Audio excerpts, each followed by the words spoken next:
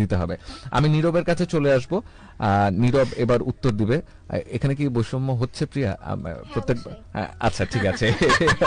এবার হ্যাঁ এবার প্রিয়া বলবে। প্রিয়ার কাছে আমার প্রশ্নটা হচ্ছে পরিবার ও সমাজের দৃষ্টিভঙ্গির সাথে নারীদের এগিয়ে যাবার যে চ্যালেঞ্জ, আপনি একটু আগে বলছিলেন যে এখন আমাদের দায়িত্ব দায়িত্ব আর দায়িত্ব, তো সেটা কিভাবে তরুণীরা উতরে যাচ্ছে, কিংবা আমি কেন এটা মানে আমি বলতে পারতাম কি তারা পেরিয়ে যাচ্ছে, তারা পারছে বা ভাঙতে পারছে নাকি পারছে না, কিন্তু আমি কিন্তু লিখেছি উতরে যাচ্ছে। তার মানে আমরা আসলেই দেখছি হ্যাঁ একটা পরিবর্তন কিন্তু আছে প্রত্যেকটা প্রফেশনে, কিংবা সাফল্য, যত রকম সাফল্য রয়েছে আমাদের চারপাশে সব রকম সাফল্যের শিখরে কিন্তু এখন আমরা নারীদের দেখতে পাচ্ছি।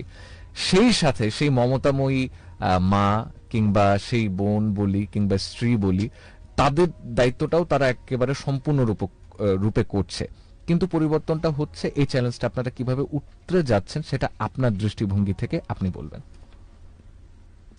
এখানে বলাই হচ্ছে উতরে যাচ্ছে। এখন এখানে বলতে হয় যে আগে আমাদেরকে শেখানো হতো সরায়তে অজগর, অজগরে আসছে তেরে ভয় দেখানো হতো, কিন্তু এখন কিন্তু শেখানো হয় সরায়তে অলি, অলি উড়ে ফুলে ফুলে। আমার স্বাধীন চেতার যে বোর্ডটা, এই বোর্ডটাকে জাগ্রত করা হয়। আমরা অনুষ্ঠানটা শুরু হয়েছে, অনুষ্ঠানটার নাম দেওয়া সম্ভবত আলোর পথে। আমি মনে করি, আমি বিশ্বাস করি প্রত্যেকটা নারী হচ্ছে এক একটা আলো, একটা শক্তি। এই আলোক শক্তিকে কখনো আটকে রাখা যায় না, দাবিয়ে রাখা যায় না। যতই বাধা বিপত্তি আসুক না কেন, এটা নিজের উজ্জ্বলতা ছড়িয়ে দিবে। এজন্যই যতই বাধা বিপত্তি আসছে না কেন, আমরা নারীরা নিজেদের অগ্রগতির দিকে এগিয়ে যাচ্ছি। যেমন দুই একটা উদাহরণ, আমি যখন ক্রিকেট খেলতাম তখন বলা হতো এটা তো ছেলেদের খেলা, মেয়েরা খেলে কি করবে। কিন্তু আমার কলেজ টিম নিয়ে আমি যখন ডিস্ট্রিক্টের মধ্যে চ্যাম্পিয়ন হলাম, তখন বলা হলো না, মেয়েরাও পারে।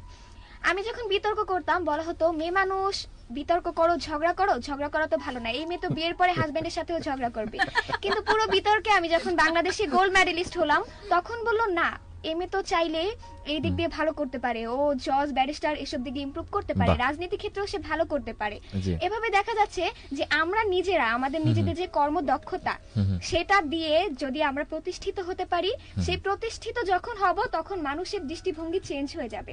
যেমন আমার একটা বিতর্কের কম্পিটিশন, আমি যখন রুম দিয়ে ঢুকছিলাম আমার কানে স্পষ্ট একটা শব্দ আসলো। আমার প্রতিপক্ষ এক ছেলে, সে বলছিল ও no woman advantage of beauty. আমি মেয়ে প্রতিপক্ষ পছন্দ করি না, কারণ তারা তাদের গুণের কারণে নয়, রূপের কারণে মূল্যায়িত হয়। কিছুটা ভেঙে পড়েছিলাম। নিজের মধ্যে একটা জেদ আসলো, নিজের এই যে জেদ, নিজের আত্মকেন্দ্রিকতা, আত্মশক্তি, সেই শক্তিকে জাগ্রত করে সেই কম্পিটিশনে আমি যখন প্রথম হয়েছিলাম, আমার মনে পড়ে সর্বপ্রথম সে এসে আমার দিকে হাত বাড়িয়ে আমাকে অভিনন্দন জানিয়েছিল আর বলেছিল আমার ধারণাটাকে এভাবে মিথ্যে প্রমাণ করার জন্য ধন্যবাদ। এভাবেই আমরা যদি একটু চেষ্টা করি আমাদের নিজেদের জায়গায় দাঁড়িয়ে আমাদের প্রতি যে বৈষম্য হচ্ছে সেই বৈষম্যগুলোর প্রতি আমরা যদি একটু জোরালো আওয়াজ তুলি, এবং সেটা কাজের মাধ্যমে, সৃষ্টির মাধ্যমে। নিজের কথায় আছে, সবাই বলে আমরা করব, লোকে দেখবে তবেই শিখবে। এই যে আমরা যদি শিখিয়ে দিতে পারি, তাহলে আমাদের সমাজে যে প্রচলিত ধারণাটা, যে হীনমন্য দৃষ্টিভঙ্গিটা, এটা আসলে পরিবর্তন হয়ে যাবে। যদিও সময়ের সংক্ষিপ্ততা, তো আমি একটু বলে শেষ করতে চাই।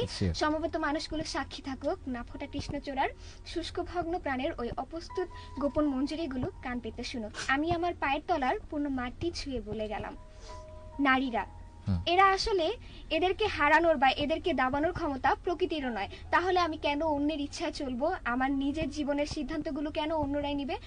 আমাদের মতোই চলতে দিন, আমাদের নিজেদের স্বাধীনতা বোধটা আমাদের মধ্যেই থাকতে দিন। কি করব, কোথায় যাব, কিভাবে থাকবো, আমাদের নিজেদেরকেই সিদ্ধান্তটা গ্রহণ করতে দিন।